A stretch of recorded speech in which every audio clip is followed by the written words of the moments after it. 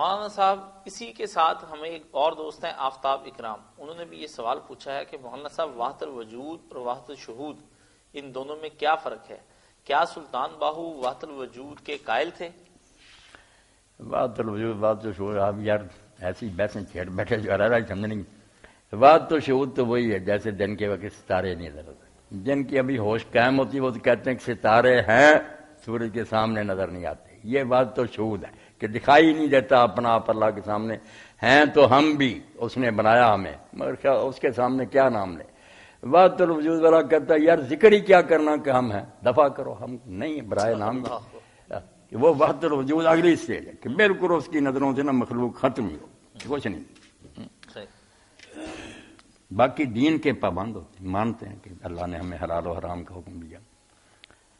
جنید صاحب ہمیں یہ سوال پوچھتے ہیں مولانا جنید صاحب کے سوال سے پہلے نے ایک بات جو کہہ دینا چاہتا ہوں، تو اپنا پتہ کریں یار کن بحثوں میں الجھے کہ بڑے ولی جا رہے تھے تو ایک کتا پاس سے گزرا، وہ ہاتھ باندھ کر کھڑے ہو، جب تک وہ گزر نہیں نہ گیا کھڑے رہے۔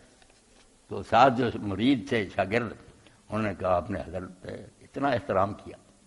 تو کہا کہ وہ زبان حال سے ایک بات کہتا جاتا، منہ سے نہیں بولتا تھا، سمجھاتا جاتا تھا، اور شعر پڑھا انہوں نے پھر، ما تو از یک گلستان ہے از ما رحمتات، میں اور تو دونوں ایک ہی باغ کے پودے ہیں اور ایک ہی باغبان نے ہمیں لگایا، بنانے والا ایک ہی ہے، مجھ سے منہ نہ پھیر نفرت سے، گرد الطاف اشتراکل کر تمہارا خاص ہے، یہ اس کا فضل ہے کہ تجھے پھول بنا دیا، مجھے اس نے کانٹا بنا دیا، نہ میں نے کوئی جرم کیا تھا نہ تیرا کوئی قرضہ دینا تھا، ہم اگر انسان بن گئے تو اس کی مہربانی، اس بیچارے کو کتا بنا دیا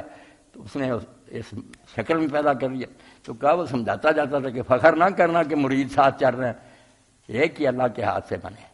اس نے تجھے پھول بنا دیا ہمیں کانٹے بنا دیا۔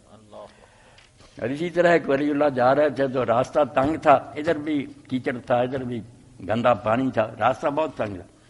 اب کتا بھی دوسری طرف سے آ رہا تھا،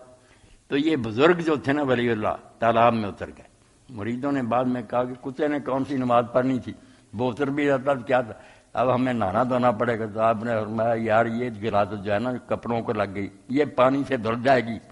مگر وہ جو دل میں آنا تھا نا کہ میں کتے سے بہتر اس کپڑ کا کیا علاج ہو، اس گندگی کو کون دھوتا۔ اس لیے بیٹا یہ باتیں جو ہے نا ایسی ہیں کہ بندہ جب اپنی حقیقت پر غور کرے یہ کیا بنا پھرتا، کچھ بھی نہ میں تھا بلند میں نہ رہوں گا آخر میں، الانا کما کانا کن، میں نہ حق موجود، وہی ہے جو کہہ سکتا میں ہوں، تھا ہے ہوگا، کیا ہے جب چاہے مٹا دے۔ چلو